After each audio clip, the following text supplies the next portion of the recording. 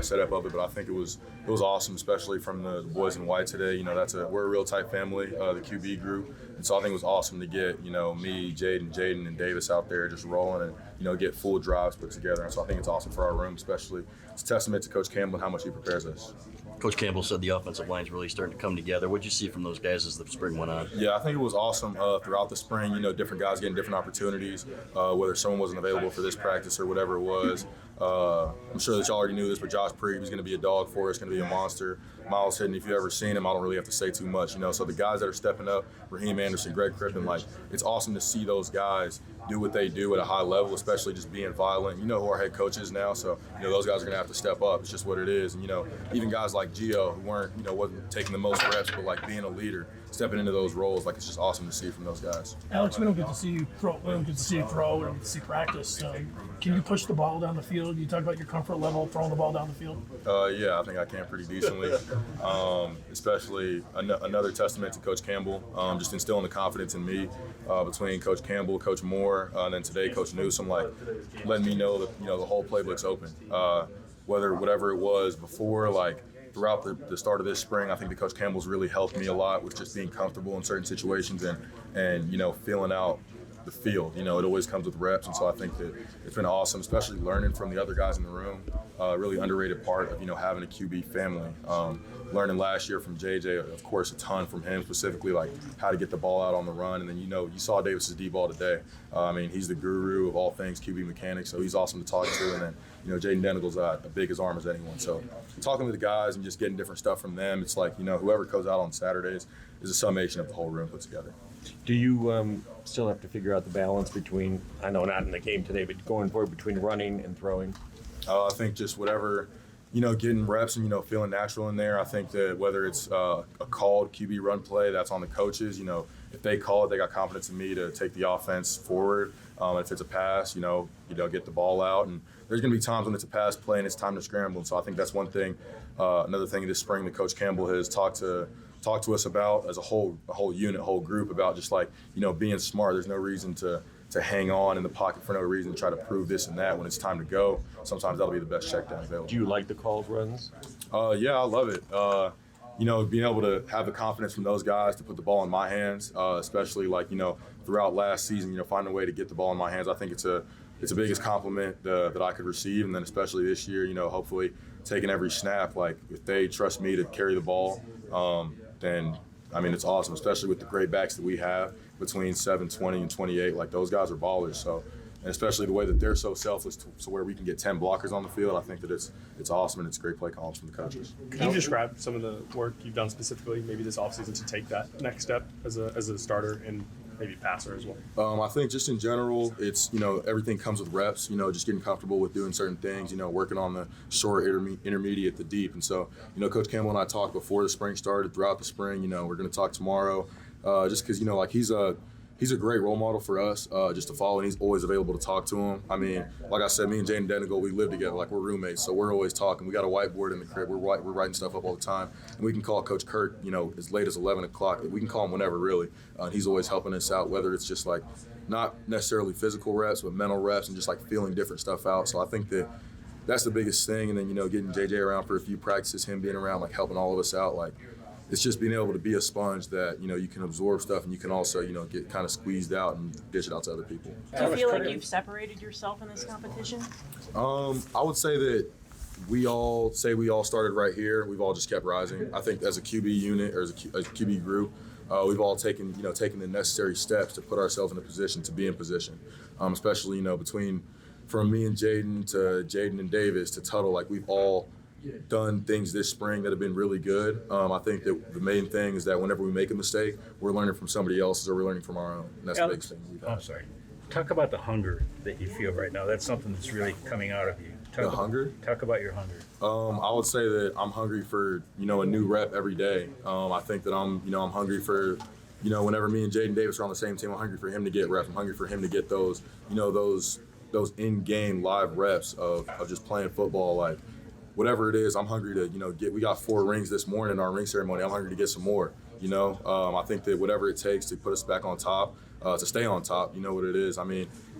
even if we're on the top of college football, I want to keep taking us higher, you know. And whoever goes out on Saturdays, like whatever 11 take the field, like I want to make sure that I'm doing whatever I can and being selfless in my pursuit of excellence to make the whole team great. With all the talent you guys lost on offense, there probably won't be many people picking you to win the title again.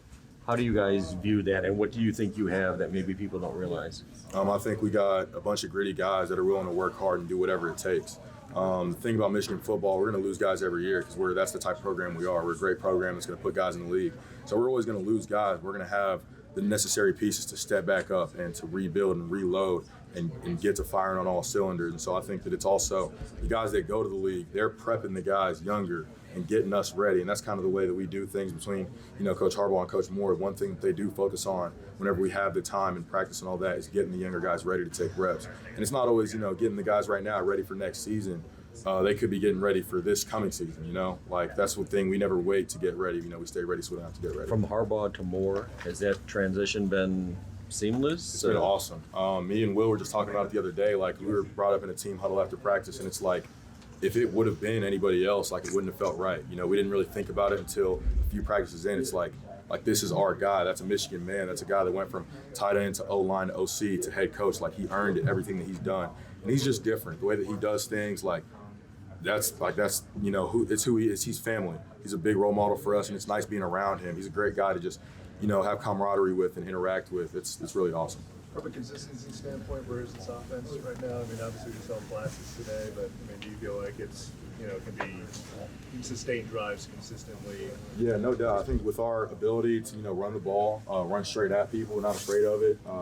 You know, losing the O-line that we just had, I think it's awesome because those guys all got to go to the league, and they're going to go to the league, and they're going to have great opportunities. And then we get a new batch of guys that are all just as hungry and ready to go play ball. And so I think that us being able to run it at people and, you know, go straight at them and them knowing what we're about to do, and then having Coach Campbell call the plays, like, there's nobody in the world that will preach details and precision more than Coach Kirk Campbell. He's locked into every single detail. He always tells us, you know, we're not focused on the little things because there are no little things. It's not little things and big things. You know, everything's a big thing. Everything's major. Alignment, split, assignment, like everything is super important. So I think that's what helps us as an offense, is being able to lock into the details and do the little things that are important to make a 2-yard gain into a 7-yard gain.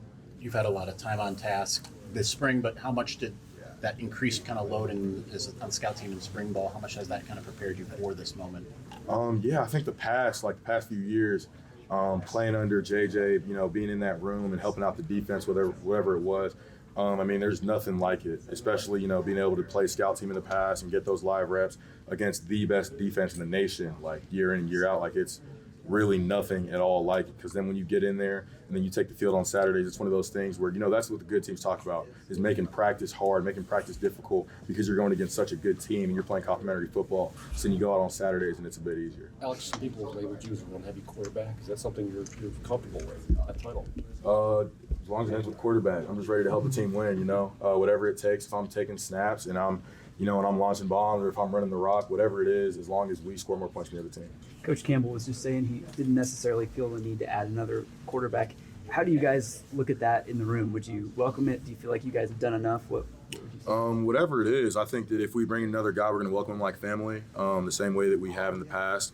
I think that one thing, you know, Davis Warren's a guy who's been here longer than the rest of the room. Like, he always talks about how the quarterback room right now is so different than it was when he got here, and that it's just been a constant, you know, ascending room. Like, the family that we are, like, we'll go QB bowling, or we'll go eat at a restaurant downtown, like, as a group, and it's like, yeah, we're competing. But like I said, like, Jaden Nenigal's my roommate. Like, if I need a ride, I'm calling him up. Like, that's my guy. His birthday was – happy birthday, Jaden Nenigal, a few days ago. Actually, yesterday. And it's just like, yeah, like, we're all family. It's like the whoever we bring into the quarterback room, they're a Michigan quarterback, and we rep that like a last name. Like, we're one big family. And I think that, you know, whether we're bringing a guy or we don't, like, we know the confidence that Coach Kirk Campbell has in all of us. And if he brings someone in, it means he has confidence in them as well. You know what I mean? So it's not like anything that's, you know, scared of competition, inviting competition. It's like we thrive off competition. We also thrive off the family aspect. On the topic of bowling, talk about your celebration that you guys had there.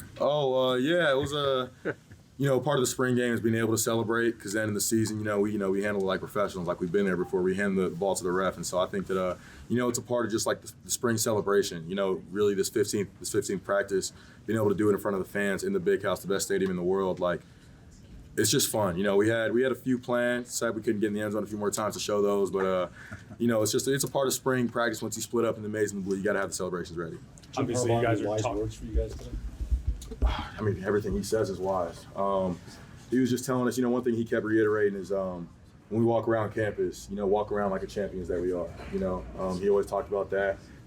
Throughout the season, even he talked about the one thing that no one will ever be able to take away from you, and one thing that you know, it gives your family something to be proud of is just being a champion. Because now my mom's a champion, my brother's a champion, my dad's a champion. And it's just like, it's awesome to be able to, you know, be the person that helped those people in life, you know, whatever it is. And so anything that comes from Coach Harbaugh's mouth, you know, got to keep your ears peeled because it's probably wise wisdom. Back to the last year was, you know, obviously the offense being able to sustain drives and, you know, kind of keep it away from them in some ways, but also that obviously gave them the strength to kind of just shut down teams. And how much do you feel like that's like an offensive, I guess, responsibility to kind of maintain that?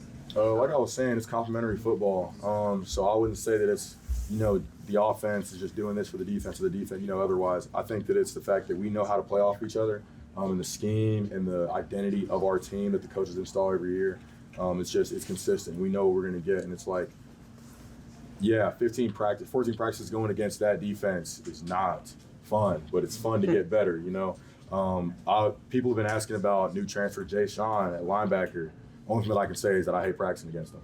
The guy's a beast, like guys like Will, guys like Makari, like it's tough practicing against those guys, but knowing that on a Saturday, whenever I'm on the bench and I'm talking to Coach Kirk and it's like, we're getting ready for our next drive, knowing that you don't have to sit over there like clenching your fist or really grinding your teeth, like thinking that your defense is about to get scored on or anything like that. Like all the confidence in the world in those guys, and so it's awesome that they have the confidence in us to, you know, go back and forth O&D. Where do you see that progression, though? I mean, from the first practice where you were going against the defense, because a lot of talk about the offense being behind the defense at that point. Where do you feel like you guys have caught up? I think something that helped me and all the other quarterbacks and the offensive guys calm down was last year in fall camp, you know, the defense came out firing. Obviously, we got to see what that defense did for 15 games straight. But Blake Corum told us, you know, he got the offense together, and he's like, it always takes a little longer for the offense to get going. You know, the defense, they're going to make their plays, and they're going to keep getting better, but it's like, you know, offense is really going to be exponential. You got that first install, and you got the simple stuff in, and then you kind of got to get off the ground. That's something that Coach Harbaugh talked about a lot, is just, you know, preparing the plane for takeoff. You're going to start on the ground. You're not just going to, you know, levitate up. It's not really a helicopter of an offense. It's an airplane. So, you know, you got to stay on the ground and then kind of get ready, and then as you get those things and you're building into the offense, you know you're going to take off.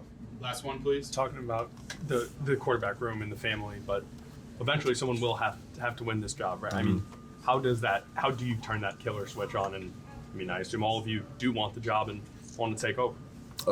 Like I was saying earlier, I don't really think it's a killer switch. I think the killer switch is when we see guys in a different color jersey on Saturdays. But just in general, like through spring, through this coming summer, and through fall camp, like we're all helping each other to be the best quarterback possible. Like I was saying with the selfless pursuit of excellence, like I'll be selfish if I learn something about a defense, learn something about our offense, and kept it to myself, because then if I end up not being the starter, then I'll be depriving our team of that knowledge, if that makes sense. So I think that everything that we get is, you know, promoting each other to be the best one possible. We're each other's biggest hype men. And so I think the biggest thing about this QB battle is that we all thrive off competition, but like I was saying earlier, when Dave threw that bomb, it's like it's in the air, and I'm on the blue team, but I'm hoping it's caught, because I love those guys, and I love to see offensive architecture, and that's something that Coach Campbell harped on us about a lot.